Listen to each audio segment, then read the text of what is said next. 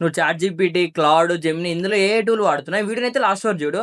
నీకు ఒక ఎక్స్టెన్షన్ చెప్తా, అది నీకు యూజ్ అయ్యే ఛాన్స్ ఉంది. ఎక్కువనైతే ఫాలో చేసుకొని పెట్టుకో. ఇప్పుడు ఎక్స్టెన్షన్ ఏందో చెప్పు. మనకైతే ఒక ఎక్స్టెన్షన్ ఉంది, అది ఏం చేస్తుందంటే మనం ఇచ్చిన ప్రాంప్ట్ ని ఇంకా దాన్ని లైక్ రీరైట్ చేసి కరెక్ట్ ప్రాంప్ట్ లాగా చేసి ఇస్తుంది. అంటే మనం ఒక చిన్న బేసిక్ ప్రాంప్ట్ రాస్తే దాన్ని ఏం చేస్తుంది అంటే ఏ మోడల్కి అర్థమయ్యేలాగా ఇంకా దాన్ని ఎక్స్ప్లెయిన్ చేసుకుంటూ మంచిగా రాసిస్తుంది. దాని ద్వారా ఏమైందంటే మనకనేది అయితే ఎగ్జాక్ట్ అవుట్పుట్ వస్తుంది. అంటే మనకు కావాల్సిన అవుట్పుట్ వస్తుంది. ఇప్పుడు ఎట్లా వరకు అయితే చూపిస్తాను చూడండి. నేను ఒక యూఎస్ స్క్రీన్ కోసం అయితే స్విచ్ అయ్యి ప్రాంప్ట్ రాద్దాం అనుకుంటున్నా.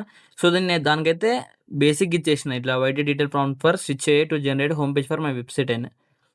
ఇప్పుడు ఏం చేస్తానంటే ఇక్కడ నేను పర్ఫెక్ట్ అని క్లిక్ చేస్తా. ఇప్పుడు అది రీరైట్ చేస్తుంది మన ప్రాంప్ట్ అనేది. సో చూడండి ఇక్కడ మనకి రీరైట్ చేసి మనకి చాట్ బాట్కి అయితే మంచి ప్రాంప్ట్ అయితే రెడీ చేసి ఇచ్చింది. ఇప్పుడు నేను ఏం చేస్తా అంటే చాట్ జీపీటీకి ఇచ్చేస్తా. ఇప్పుడు చూద్దాం మనకి చాట్ జీపీటీ ఎంత మంచి రెస్పాన్స్ ఇస్తుందో. చూడండి మనకైతే ఇక్కడ డీటెయిల్గా అయితే ఒక రెస్పాన్స్ అయితే ఇస్తుంది.